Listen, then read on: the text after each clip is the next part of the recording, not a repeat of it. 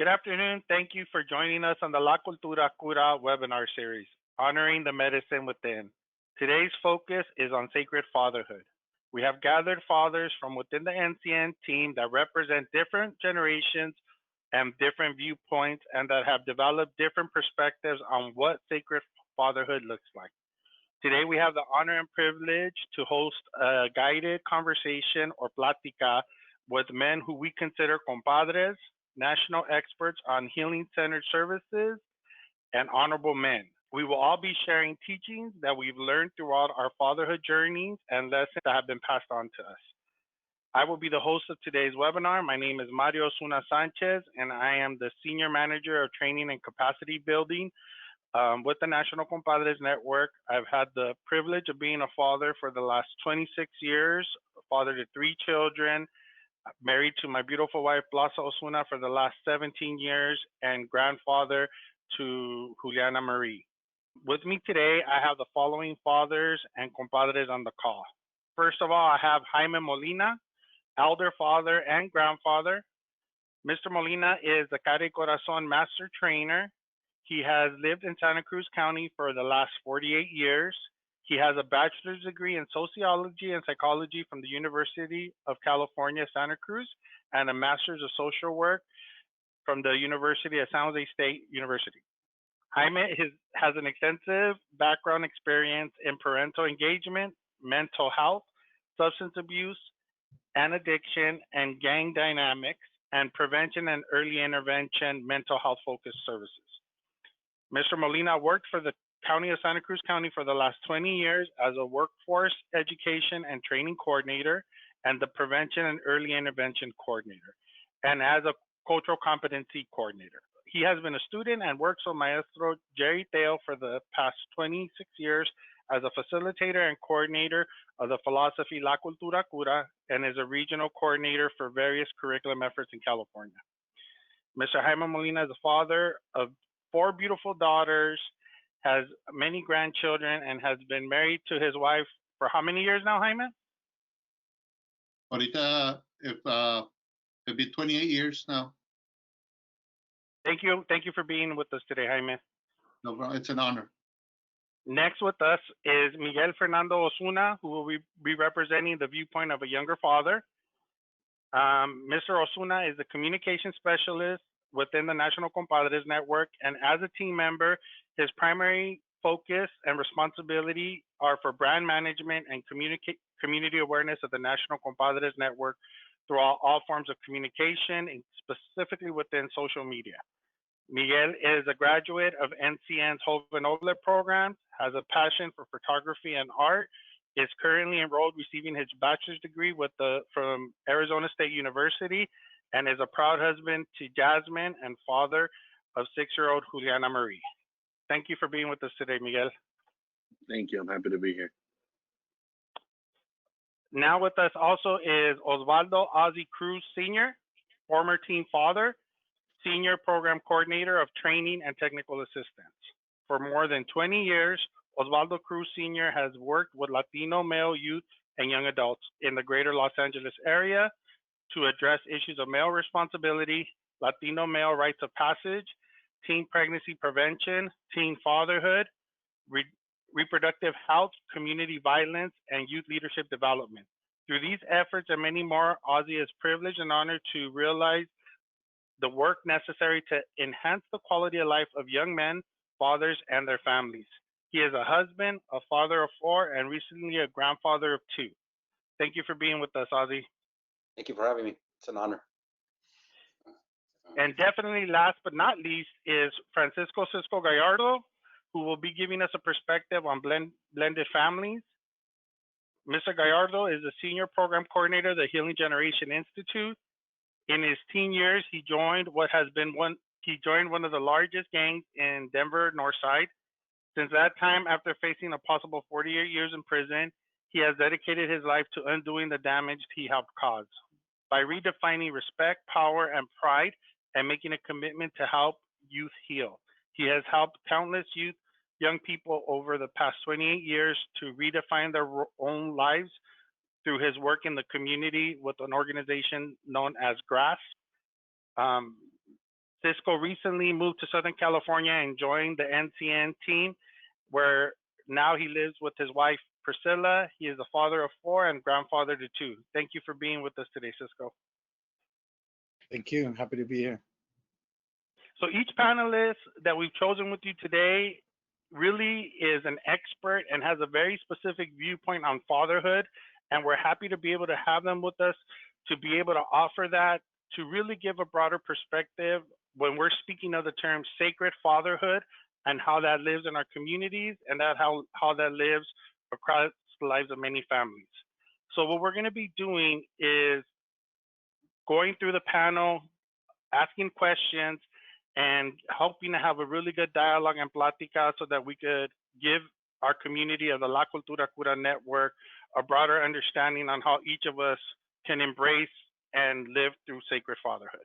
So first of all, if I could have our panelists go down the line following the order of first Jaime, then Cisco, then Ozzy, then Miguel. If you could please briefly speak to us a little bit about how you began your journey into fatherhood. Jaime, going first. I began my journey as a father, kind of missing my own father. I have a very loving relationship with my father, but I only became really connected to my father after many years.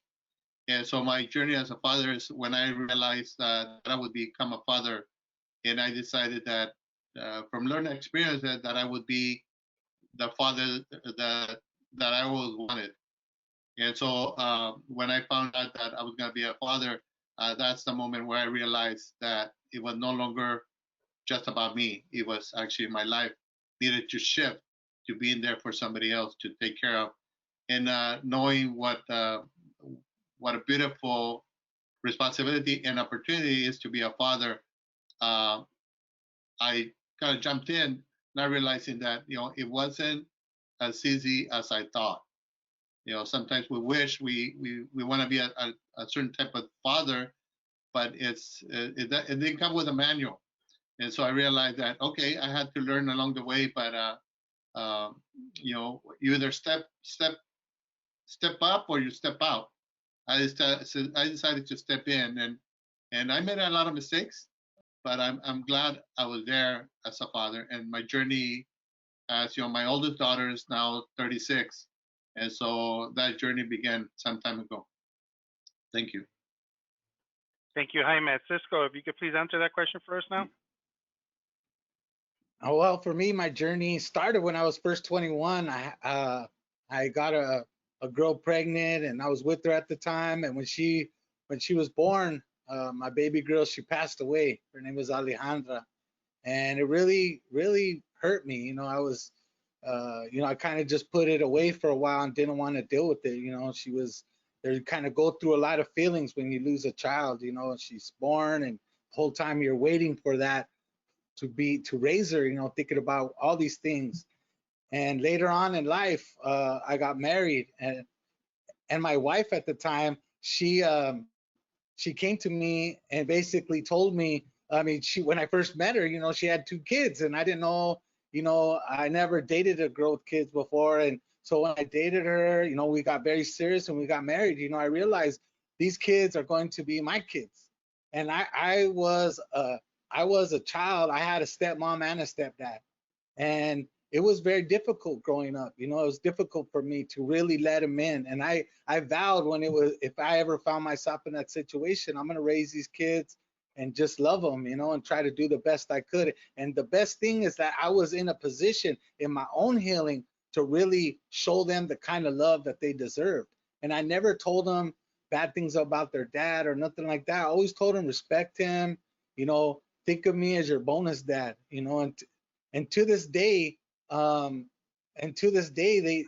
I'm their dad. They call me, they talk to me, and my oldest son, he's 29, and the daughter right below him, she's 25.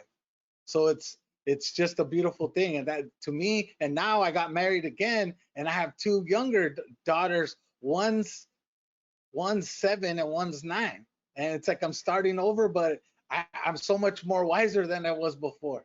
So I think they're gonna get the better version of me, and the opportunity to shape young lives is a part of my journey. Palabra. So thank you for that, Cisco.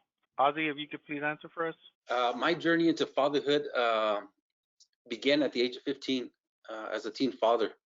I entered that role wanting to be a father, wanting to be that person that could offer teaching and guidance, and on the premise of because I was raised without my dad, that I would do the opposite, that I would strive to provide all of those things that I felt I was cheated out of, didn't receive, only to face the reality that it isn't that easy. It hasn't been that easy. But it's something that I take a lot of pride in. It's something that's a part of who I am, and it's something that I continue to work on, is to be a good dad. Palabra. Thank you. And Miguel, if you could share with us, please. Yes. I found out I was going to be a father when I was 20 years old. I was really lost and confused, using drugs and partying a lot. And my girlfriend, since I had been 15, off and on, she told me she was pregnant, and it was a big surprise. But I think that when I found out I was going to be a dad, I had a really crazy night, and then the next day I was just like, you gotta step up. And um, I had my father in my life, but my birth mom wasn't in my life. So parenthood always scared me. But I'm fortunate enough that I had a mother who stepped up for me. My mom Blasa, and she she showed me how a mother should be, and she showed me the love that I always knew. I thought I didn't deserve, but my baby girl Juliana, I always say she's my saving grace. Yeah, palabra. Thank you. Thank you for that answer. Actually, I'm gonna hold on to you, Miguel, and ask if you could start us by answering the next question about. And then you did a little bit of that earlier, but if you could also segue into letting us know who taught you how to be a father. How did you learn? Well, I would say that I've had many teachers. The first teacher was by far, definitely my dad, Mario Osuna. That's you. Um, I think that the one thing I can never say is that you didn't, you never went a day without showing me that you love me. Um, I think that you know, you were 15 when you had me, so I think that I didn't realize how much I needed to forgive you for a lot of how you raised me until I became a dad. Because when you were 15, when I was 15, I was running amok. I was you know, running around playing football. Like, I was a kid, and I remember passing 15 and thinking that, hey, I made it. I don't have a kid, but it's kind of hard to have a kid when you go to all boys school. Like the temptation wasn't there, but I think 100% I learned how to be a dad by you, because I think that, I learned how I wanted to be as a father, and I learned sometimes in some ways how I didn't want to be as a father. And um, it's I don't I don't hold any resentment, or I try not to. I'm working towards not, because I knew that you were just a kid who had to learn how to be a dad. And um, I thank you for teaching me those values. Palabra. Thank you, Miguel. Thank you, Miguel. Ozzy, if you can answer for us, please. As I mentioned earlier, that I was raised without my father, and so I didn't receive direct direction, if you will. I think I learned about being a father through observation, through seeing my friends who did have dads, and comparing, what it was like to grow up without a father, and seeing the need to have wanted to have my father in my life. It wasn't until about the age of 16, where I had the privilege to join a specific teen fatherhood program called Bonus Padres, that I received direct guidance by mentors such as Bobby Lee Verdugo, one of my elders who recently passed away. But I had the opportunity to also learn and listen from other teen fathers. And that's where I picked up some of the lessons that have supported me since then. Palabra. Thank you. Cisco, can you share with us, please? Well, I had a dad, and I had a stepdad. My dad, he was a very proud Mexican man, and he loved very hard, in a way, like very tough. And he didn't show a lot of emotions unless he was drunk or something. And I don't mean that in a bad way. My dad, he never hit me or nothing like that. He never did that. He wasn't really around though. He was around. It was more fun time. Like his idea of taking me to go do something was taking me to the bar and hanging out with his friends, and while he drank, and I had good times over there, but I knew somehow that's not how I wanted to be. And my stepdad, he was another really strong Mexican man. He didn't believe in nothing but doing hard work. That was his idea. He wanted to work hard, and he expected me to work hard. And no emotions, no nothing. He didn't do that. And I knew that hard work was important, but I didn't know about the emotions thing. You know what I mean? And when I got older, really it was people. I mean, I could say my mom showed me how to be a dad. My mom showed me a little bit about taking care of business, taking care of your home. She taught me that. But I had a lot of good role models in my community, like a basketball coach of mine. He's still in my life right now. His name's Ron Picasso.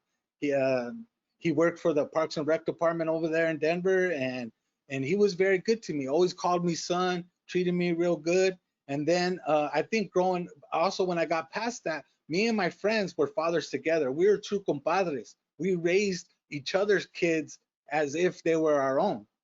We called and talked to each other. It was a group effort. None of us did fatherhood alone.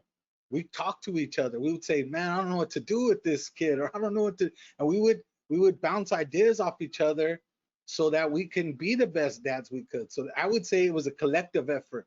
um, and I really found out what being a dad was about by doing it and listening to other dads who I really trusted, and even spiritual dads, teaching me about taking care of yourself, being healthy spiritually and emotionally, and really giving me the guidance that your kids, you don't own your kids that way. They're not a possession.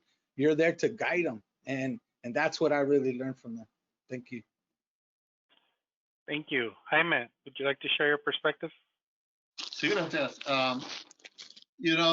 Thank you for the question. I grew up in you know without a father. I had a father, but he was not home a lot of time. But so I learned from a lot of people. I think I remember back living in Ciudad Juarez, Chihuahua, and for some reason I always connected to the older people in the neighborhood, the barrio. And so I had a lot of people who mentored me in all different ways, some in a good way, some in not so good ways. But I always been a life learner. I'm always observing and learning from people. And so I saw what was good and I saw what was not good. And I saw what I wanted. And, now working with many fathers of all ages, I hear the comment like, well, I didn't have a father, so I don't know how to be a father. And I would say, no, no, no. More than ever, more than other people, we know what we uh, what we long for in a father. I had also. I used to think, sorry for kind of jumping in on one conversation. I used to think that everyone gets the same opportunities in life as I did. And the reason I say that is because I've been very fortunate to have so many people in my life. And now that I look back and I can look back clearly in a different way, I see that so many people have been there along the way. I was sometimes in not a good space to listen or learn the lesson, but the lesson stuck with me once I was able to be present with the lesson. And so I learned a lot from my own personal father because I didn't have him for most of my life. When I had the opportunity to develop the relationship with my dad, I did, and I became good friends and best friends with my dad. And so I learned from him, and we had to talk. We learned to talk about the things that he missed in me as a son, and I missed in him as a father. But I've had many people who've been instrumental, including Maestro Jerry Teo. he has been a mentor, a coach, and a tío, like an uncle, but also as a father figure. And so I've been very fortunate. And so I guess just to sum up, that it's important that we look around the people in our lives, and the lessons are there. Sometimes we may not learn the lesson the right way in the first place, but it'll stick with us. And so, palabra, gracias. Thank you for that, Jaime. My next question is going to be directed to Ozzy and to Cisco. How do you see your role in being a healthy father? Ozzy, if you could answer first. You know, how do I define, or how do I see healthy, being a healthy father? You know, for many years, I thought a father was just a father. I didn't see titles as being a healthy or an unhealthy father. But when I think about being a healthy father, what comes to mind is continuous work, is continuing to maintain, to be a good father. And sometimes that requires for me to examine, you know, how I carried out my role. What kind of father have I been? And to identify the areas within my role that I want to improve on. Really looking at, you know, what did I not do so well, possibly with my two older children, that I can work on now with my two smaller children. And so for me, being a healthy father obviously requires for me to be healthy, but to continuously continue to work on being a good dad. Thank you. Thank you for that, Ozzy. Would you be able to explain a little bit, if I can, just based on what you said about what you mean by healthy itself, the word healthy? So obviously, healthy for me has to do with being in a good physical space, taking care of my body, taking care of my mental health, my emotional, spiritual health, being good physically, to be able to do things with my children, being able to be present, and allowed to be removed from substance abuse, or those things that oftentimes get in the way, that don't allow to create healthy, memorable experiences. And so part of that healthy requires all of those aspects that I just spoke about. Thank you. Cisco, can you share your perspective? Well, for me, it was important. Like I said, like my dad sometimes chose alcohol over me, you know, and it really, you know, on one hand, I just thought that's how men are. But, you know, as I got older, I realized you don't have to do that. Like I just automatically thought, people told me, well, you're a kid of an alcoholic. You're going to be one. I remember my aunties, my tias saying, oh, he's going to be just like his dad, you know, and that made me feel like some way, like, why are you making me feel that way? And so what I wanted to be a dad there for them. So, you know, around them, I never drank. When we had parties for them, I didn't allow alcohol or nothing like that, because I wanted them to see, if it's about you, it's about you. You know what I mean? I wanted them to see that, and I wanted them to, you know, I wanted them to, and and I think the main thing about being healthy is having real honest conversations with them, even when they were little, being able to say, you know, this is my job. I'm not trying to make you do something because I don't want you to have fun, or I don't want you to do that. My job is to get you to feel good about yourself. But when you're older, you could take care of yourself, and you could be able to make decisions. And sometimes that happens in different ways, you know what I mean? But I think, to me, that's being a healthy father, is talking to them, communicating, and really listening to them, and know that you can't always do the nuclear option because they make you mad. The nuclear option it's there, but you don't have to go there all the time. You know what I mean? Like, listen to them, and sometimes they might have a good perspective, and you have to let them feel like, hey, I could make decisions that are healthy too. And I mean, there's always little battles here and there, but I think that's the good time. And I always encourage them to have fun, be good, have fun, take care of business. You know, that's, to me, that's a healthy father. And at the same time, doing things always to improve myself, taking them with me to see me doing positive things, so they realize, as a father for them, they're going to see me taking care of business. And I think that's, to me, that's the pinnacle of being a healthy father. Beautiful. Appreciate that from both of you. This next question is going to be set for Jaime and then Ozzy. If you had a chance to go back and start all over again as a dad, what would you do differently this time? So go ahead, Jaime, if you could start us with that. Sure. Gracias. You know, I thought about this question as I'm listening to you that I would definitely take more chances. I'd make more mistakes. I'd be more human in my children's eyes. You know, there used to be a thing that years ago my daughter said, "You think it's easy being your daughter?" And because because in my role as a counselor, as a father figure, as working with a couple, they thought that the bar was too high.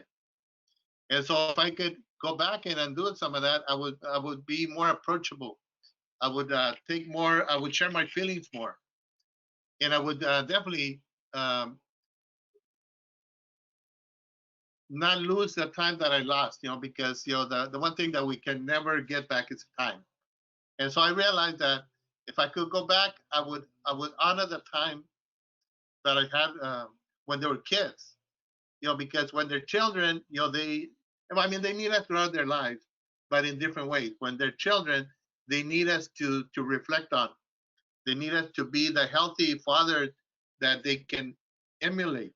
If we kind of project an image that is far beyond what they think is realistic, then that's what they kind of grow up with. And so, if I could go back, I would definitely spend more time with them. I would tell more stories. I would play a lot more. I mean, I'm kind of playful, but I remember when I was a young dad, they thought that I was angry all the time. All right. Thank you, Jaime. Ozzy? It's interesting that you asked that question, Mario.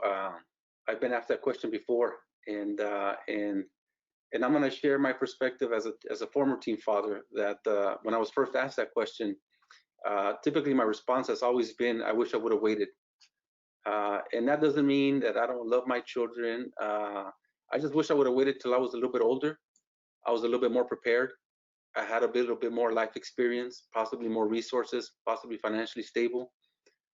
Because I know that there's unique struggles that teen fathers face, as any father or as any parent. But I think there's a unique struggle when it comes to being young and being a teen father.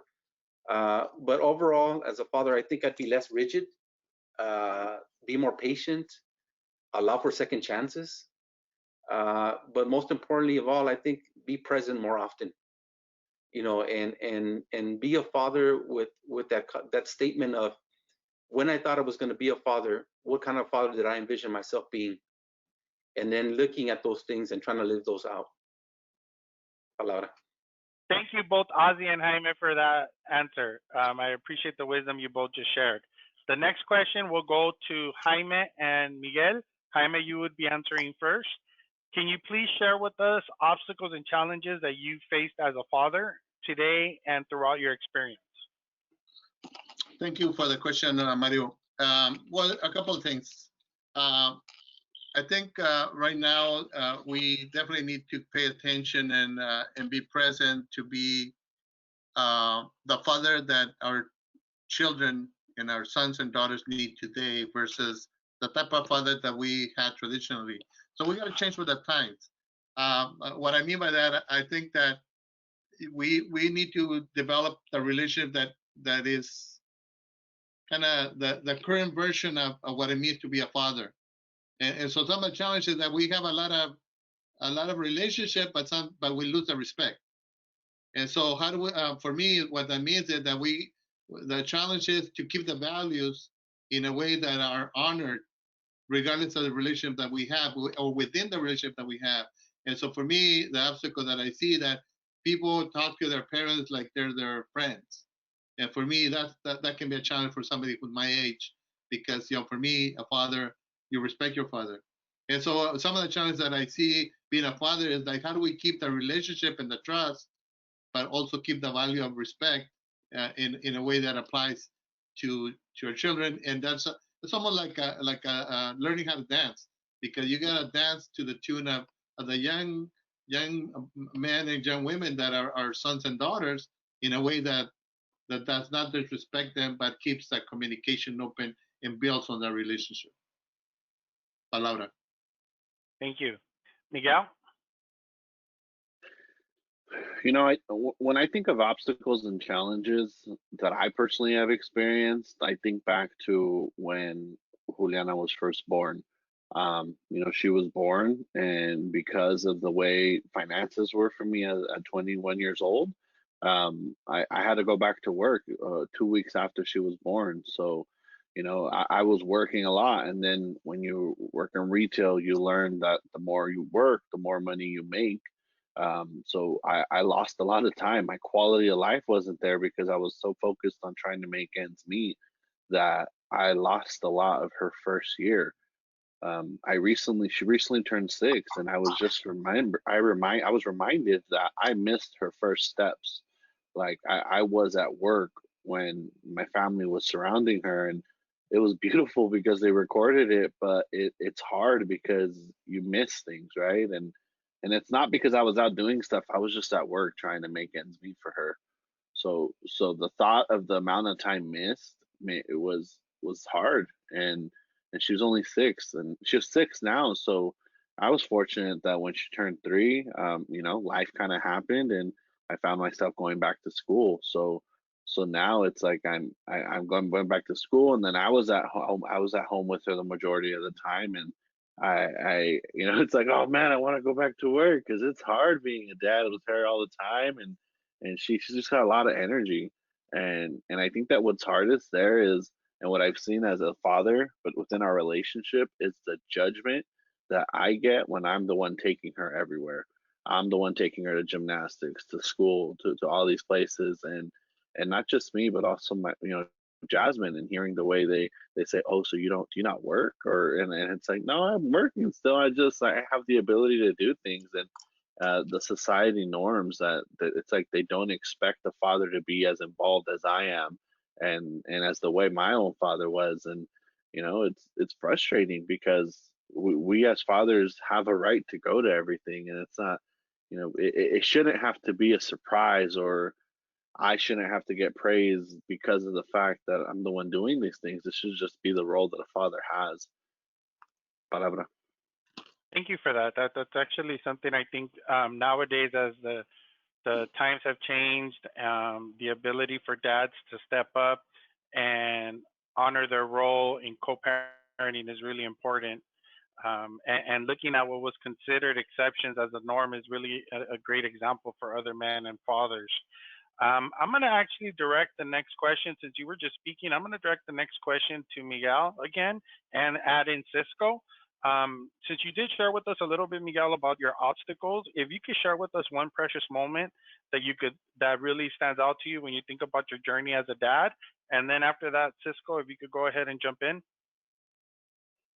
Um, I think the most precious moments I've seen lately, and as of lately, has been I, I'm a photographer. I love photography, and Juliana is so in love with the idea of it that she's willing to help me capture the next big shot. She likes the flow that goes into creating that picture. She understands what it means to be a model, to show that she is, in her words, a strong, independent woman. And she knows that if she stands up a little more and perks her head in a certain direction, that will be reflected.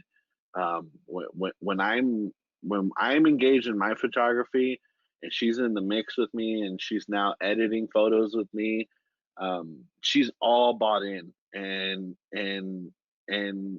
she equates my love for photography to her love for gymnastics. And I mean, if you know my daughter, she's been saying she's going to go to UCLA and do gymnastics there since she was like 3 years old. And I tell her every day that I'm going to do everything possible to help her get to that goal. And she understands what it means to have dreams and goals, and not that, and that they are obtainable. She knows that I dream about being a big photographer, and she says, you're going to make it, daddy. And just like I'm going to make it to UCLA and then the Olympics. I think that when you hear your daughter talk about those dreams and visualize them and manifest them, that's just it gives me butterflies and chills, that you know I can't wait to see her accomplish her dreams. Palabra. Beautiful, beautiful. Cisco, if you could go ahead and share with us one of your precious moments. I think one of the precious moments where I felt like, okay, I'm doing a good job is when my daughter Vanessa, who's now 25 or 26, she'll probably kill me.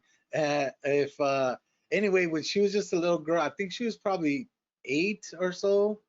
I had to take her to work, right? My wife works; she works at a bank, and she was off from school, so I had to take her to work with me. And I worked at this human services agency at the time. And I was doing my work, and she was just drawing next to me and doing her thing. And she drew a teepee with 2 men, one shaking a gourd and singing, the other one drumming. And she put Chicano men above it. And to me, that was beautiful thing because she saw us not at the bar, not acting up. She saw us praying and doing good things. And to me, that was the most precious moment. And even to this day, she even remembers my face, how I looked at her like, wow, you know what I mean? And that was very precious to me. And I always remember that they're watching you no matter what. If the good things you're doing, they're seeing it. And if you think for a minute they're not watching the bad things, they are. That's a beautiful, beautiful image right there, brother. To think about how when our children see what to us was never the image and to them is the normal reality that they face of seeing honorable men. I really appreciate you sharing that. Our next question will go to Cisco and to Ozzy. What does it mean to you when you hear the term sacred fatherhood, and what do you envision? Cisco, if you could go first, and then Ozzy to follow. Well, for me, when I envision sacred fatherhood, I think it's the reality is that you're guiding this person who, when they're little, they learn everything, how to walk and how to talk and how to put phrases together. And then they learn about like concepts, which always blows my mind when you see little babies do that. And then even when they're older, they put these concepts together and you're like, wow, where did you get that from? And to me, a sacred fatherhood is not only seeing it, but helping it grow. That sacred father, understanding that you're guiding this person that's going to make other people and that's going to go on through life and doing other things. And I mean, to me, I take it as a blessing to even have the idea and the opportunity to be a sacred father. And just like moms give life, dads give life too. And there's that balance that happens, that could go both ways, even respective of our community, that the LGBT community, where there's 2 women playing that role or 2 men. There's still that sacred parenthood and fatherhood that has to be there, and it's beautiful. And to me, it's that opportunity that you're doing it. And I think if you're there to relish, I think I heard it from each one of us, is being present in that moment with our kids. To me, that's sacred fatherhood. All right, great. Ozzy, if you could just share with us now. When I hear the term sacred fatherhood, what comes to mind for me is a significantly honorable role, honoring our role as fathers. And the term for me really helps me to reflect on if we really truly see our role as sacred and see our children as sacred, would it impact how we treat our children? Would it impact how we carry our role out? And so sacred fatherhood, it can be precious, can encompass a sense of pride of not only showing up, but being present, nurturing our relationships through the good and the bad times. I don't think that there's a separation. I just think that sacred fatherhood is really about owning that role and carrying it out in the best way possible. Ozzy, would you like to share more about in terms of sacred fatherhood? Sure. One of the things that comes to mind around sacred fatherhood and seeing our children as sacred, I think it's real easy to see the sacredness in newborn children when they're so fragile and it's so beautiful, and being able to hold them and embrace them and to feel their warmth. But somewhere down their life cycle, we forget about their sacredness. And it's oftentimes in that adolescent stage when they're now 13 and 16 and 17, and then they become young adults. I think we need to be reminded that they're sacred throughout their entire life and not just at that birth stage and when they're newborns. Gracias, Mario. Thank you for that. I'm going to take a little bit of liberty and add a little bit to what both of you said. Because one thing I think that's important to additionally note is, for me, sacred fatherhood also was a reminder, first and foremost, that I needed to wake up every day and see myself as sacred. It was important for me to acknowledge that if I wanted to stand up as a good dad, I had to understand what was a good man. I always speak about that as a teen dad.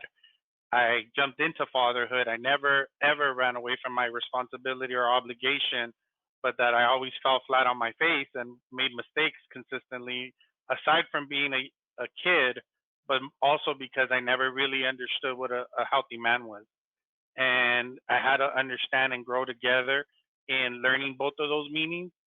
And in doing that, it was really important for me to know that in my process and in my journey of fatherhood, I had to be the example for my children of what it meant to be sacred by how I also saw myself. And I think many of us as dads, we many times hold ourselves back, we struggle, we remove ourselves because of that inability to see our own sacredness. But we have to remind ourselves that when we see ourselves in that way, we give permission to the rest of our circle to see itself in the same manner. It's a reflective process. So within that, I just wanted to ensure that add on because I think as fathers, for those that are listening, that we understand that you can't offer to others what you don't see within yourself. So I appreciate both of you for doing that, and what you both offered. This next question is actually going to go to Cisco again, and then to Jaime. Um, if you could both take a moment to share with us how has the Círculo, specifically being connected to the Compadres Network and being connected to a ceremonial circle, impacted you in your role as a father? Cisco, if you could go, and then Jaime, if you could finish that. I'm really glad you asked this question because I wanted to be, what I realized is I wanted to be a father not from my wounds. I didn't want to love and be in communication or be in relationship with my kids from my wounds, from the things I didn't have. I wanted it to be love. You know what I mean? I really, and in ceremony, we talk about love. You know, we know that love is a frequency. You know, love is something real, it's tangible. And I know that if you want that, you have to actively pursue that. And the better I am as a man, the better off my kids are. So me working in ceremony on myself, you know, really taking a look at my problems, you know, and even ask them, you know, I have shortcomings. Please look over them for me and praying, help me be a better man. And I wanted them to hear me pray for that because I wanted them to know that I'm not perfect, that I do make mistakes, and that I'm willing to ask for forgiveness and I'm willing to work on it. You know what I mean? Not making them over and over again. And many times in ceremony, it gives you the opportunity to really let it out. And I needed that. Instead of taking my frustration out on them, I found a healthy way to deal with it. And not that in the moment I might snap a little bit, but reflectively I could go in there and do what I have to do that work so I could come home in a better way, a better dad, a better husband, you know. And I think for me that's what, even in NCN, even in the circles, just being in a place where you hear other men talk about the same problems that you have, it really, and us being open to advice from each other, really opens yourself up to know that you're not alone, and really taking that idea of co-parenting, the compadre model, into real life. And for me, I that's one of the most important things, is that sense of brotherhood and being really compadres with lots of people. Thank you. Jaime, if you could share. Um, sure. So I think the Círculo is reflective of the relationships and the connections I have with certain people. And so being part of a Círculo helps me, you know, stay grounded, stay present, stay accountable, stay focused, and trust my, you know, the circle, my what I call my inner circle. And so the Círculo, and especially if we do it through ceremony, it becomes a way for us to have a place to reflect, to listen, to learn, to, and also to give. But you know, I'm a strong believer that you can't really give if you don't have it. And so the Mm. círculo and the ceremony helps me stay connected to that network of learning and offering. I think it has helped me really become more of who I am than rather than what I do. I started doing the things I thought were good, and it became a way of life for me. And being connected to Circulo it's a reminder. It's a beautiful blessing to help me stay connected, stay the course. And also, I realized that I'm gonna make mistakes. I have a place, I have confianza, I have palabra that will see me through. So it doesn't mean that I'm not gonna make mistakes. I make them every day, but I have a way of stepping back up and sometimes correcting, sometimes just asking for forgiveness or to get up and do it again tomorrow. And so Círculo and ceremony keeps me grounded in that way. Palabra. So I want to thank Jaime and Cisco for what you shared in terms of ceremony and being connected to Círculo. I do want to recommend strongly that this is something that isn't just within Cisco and Jaime's life. This is not just something that the men of us here have. We invite you to be a part of our circle. We invite you to join the various circles we have across the country. If you are interested, please reach out to us.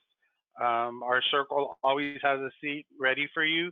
It's something that it's important that you're a part of a circle of relatives that can allow you to sit where you can be reflective, where you don't feel judgment, where you can release shame, and where you could be connected in your healing process. These next two questions are going to be for the entire panel. Jaime, since you just went, if you could please answer for us, if you were to be able to leave your children with one message from you, what would that message be? If I could give my children one message, is to not be afraid to be yourselves. I think again, maybe it's reflective of my own past experience that sometimes we try to be somebody we're not. I would say to mis hijas, I have daughters, so I would say, mijas, always be yourself. Always be proud of who you are, and never lose dignity behind it. Never lose self-respect behind it, but honor that dignity and respect that you have within you, because sometimes we get mixed messages, and we're raised to live to somebody else's side. And if I could always emphasize, for my daughters and any daughter or son out there, is always be yourself. Be 100% confident that you're a blessing just the way you are. Palabra. Thank you. Cisco, if you could go next. There's so many things I would love to tell my children, but one message is, just don't sell yourself short. If you want the best, you have to be the best. You have to try the best you can. And when you give your palabra, stick to it, and always come out of a place from love. If you come out from a place of love, you're going to be all right. You know what I mean? And learn to forgive. If you could do all those things, that message, I think you're going to be all right. And that's what I want for them. I want them to be good, respectable people in their life. And I want them to feel and give love, and if they could do that, they're going to be much happier, and whatever they do in life, whatever they decide to do, however life turns out for them, they're going to be all right. Thank you, Cisco. Ozzy, if you could share with us now. What messages would I give, would I share with my children? There'd be a couple. First and foremost, I would say to my children for them to be patient with me, to forgive me if I've ever hurt them in the past. Know that I love you, that I love them, and that no matter what, I'll always be here for you. Honor your spirit by being true to who you are and not always wanting to please other people. Ensure that as this young father becomes an older father, that you also take care of me, and that you take care of your mom, and you take care of all your relations, and that you walk in a good way. Thank you, Ozzy. Miguel, if you could close this question off for us. Yeah, I think if I were to leave her with a message, I would want her to know that I love her, that I want her to always be true to herself, to always live her life in the way that we we have taught her to, and have tried to give her all the opportunities imaginable and to shoot for the stars. And I think the one thing that I would really want her to know, which I was recently told, and is that she is living proof of the truth that was dealt for her 3,000 years ago, and that her ancestors are smiling down at her. Palabra. Thank you. And now, in terms of the last question that we feel is important to be able to share with our community, we would like all of you to please give us one piece of advice or one golden nugget, as they say, that you would offer to new fathers and future fathers that you think is important in order to truly give them an opportunity to achieve sacred fatherhood. One piece of advice. So, Miguel, if you could start us off. I think that I would, any future father to be, um, I would say that this is the hardest job you're ever going to have, but this is the most rewarding job you're ever going to have. And if you mess up today, the cool thing is that you literally can, at any given moment, pivot and make it better, and fix it and ground yourself. And because your children have unconditional love for you. Wonderful answer. Wonderful answer. Ozzy, if you could now share. The one thing I'd like to share for new fathers, expecting fathers, and all fathers is a teaching I received from Maestro Jerry Teo that has us consider what's more important. Is it more important to be right, or is it more important to connect with our children? And it's something that I've struggled with, but has helped me tremendously to continue to build and connect with my children. I believe that connecting with our children is more important than me being right any or all or none of the time. Great. Thank you for that. Cisco, if you could go next. Well, there's an elder of mine always used to tell us, we're living in our children's past. So whatever you do affects their future. You know, they're gonna look back on it. So think about that. Do the best you can to be the best father you can, and it's only gonna enrich your kids. Beautiful.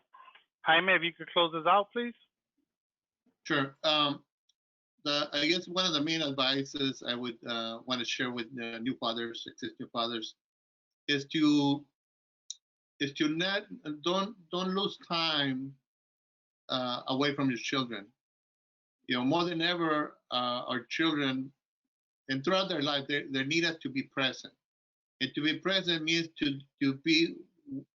talk with them, not at them. To spend time with them, not give them things to do. And so, being an involved father is the biggest blessing and the biggest time investment that you could do. But that's something that each one as a father has a choice to make. And so spend every time as much as you can with your children and be present, fully present with them. Thank you. Palabra. Well, I want to take this time to thank all four of you for sharing of your time, sharing of your experience and your wisdom, for truly standing up as honorable men, as honorable fathers, and really helping the community see a face to what we mean about sacred fatherhood. Thank you all. I also want to thank whoever has had the opportunity to listen to this, to see this. For the men out there, for the fathers, that they remember that they are sacred, that they are a blessing, and that they have a círculo they belong to within ourselves here. And to the rest of our community, that we lift up men who are sacred and that we help those achieve their sacredness that are in search of it. Many blessings. We know this message is being connected to Father's Day. So to all the fathers out there, happy Father's Day. To all the men who are stepping up, happy Father's Day. And really want to appreciate everybody for all that they offer. So thank you very much. Gracias. Blessings to everyone.